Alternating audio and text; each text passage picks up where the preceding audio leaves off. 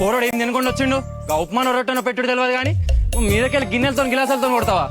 అమ్మా నీకు చెప్తున్నా, ఇంకోసారి ఇంట్లోకి వస్తే నీకు చెప్తాను కొట్టు.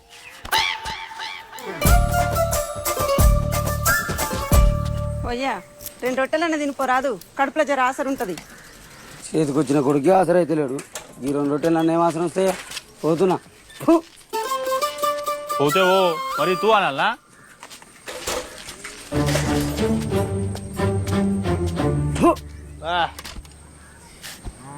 ఆ రొట్టెలేవో నాకే పెట్టమ్మా. పళ్ళు దమ్ముకుంది తినరా చింటరా. అంటే ఏంది? ఆ కుక్కకి ఇచ్చేది కూడా ఇవ్వని నాకు నువ్వు. అరే కుక్కకి ఇచ్చే ఇచ్చేది ఎందుకు కోరుకుంటున్నావురా? మనిషిపై పుట్టినావుగా, మనుషులు చేసే పని చేసి మనుషులకి ఇచ్చే ఇచ్చేది కోరుకోరాదు. పని లేదు పాట లేదు, రొట్టెలు కావాలంట రొట్టెలు.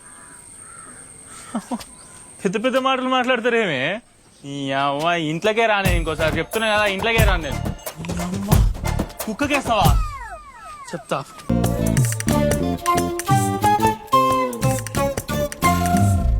ఈ ఊళ్ళో పుట్టి పెరిగిన లోకల్ పందులు లెక్క ఏం మంచిగా తింటారా? పందులు, కుక్కలు, నక్కలు, బర్రెలు, గొర్రెలు ఎన్ని అన్నా గిన్నెలు ఒక్క మెతుకు లేకుండా తింటారన్న ముచ్చట నాకు తెలుసులే. తినురి బిర్రగా తినురి, బయట బలాతో తిరగాలి కదా.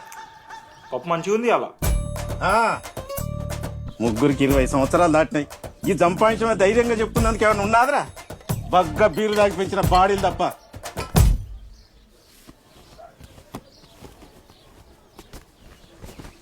అరే నాకు 23 సంవత్సరాలు ఉన్నప్పుడు ఒకడు మా అయ్యను మోసం చేసి ఉన్న ఎకరం పొలం కొట్టేసిండు. తినడానికి తిండి లేదు, నిలువ నీడలేని పరిస్థితిలా నేను వేరే వాళ్ళ పొలంలో పనిచేసి 2 ఎకరాలు సంపాదించిన. మీ తాతను, మీ నాయనమ్మను, మీ అమ్మను నా కాళ్ళ మీద పోషించిండ్రా. అంతెందుకు, ఇప్పుడు మీరు తింటున్న గా మిత్తులు కూడా గా పొలంలోకి వెళ్ళి వచ్చినాయి.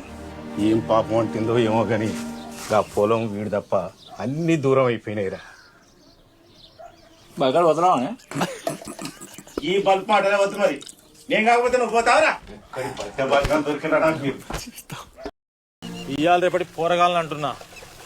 నెలంతా పని చేస్తే 30వ తారీఖు పక్కా జీతం వస్తుందని తెలిసినా 30 రోజులు పని చేసేందుకు ఓపిక లేకుండా కింద మీద అవుతుండ్రు.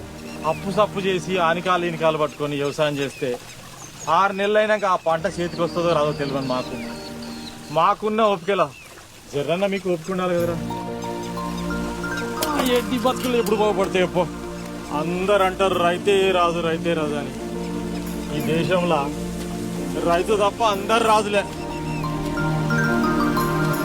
మలిగా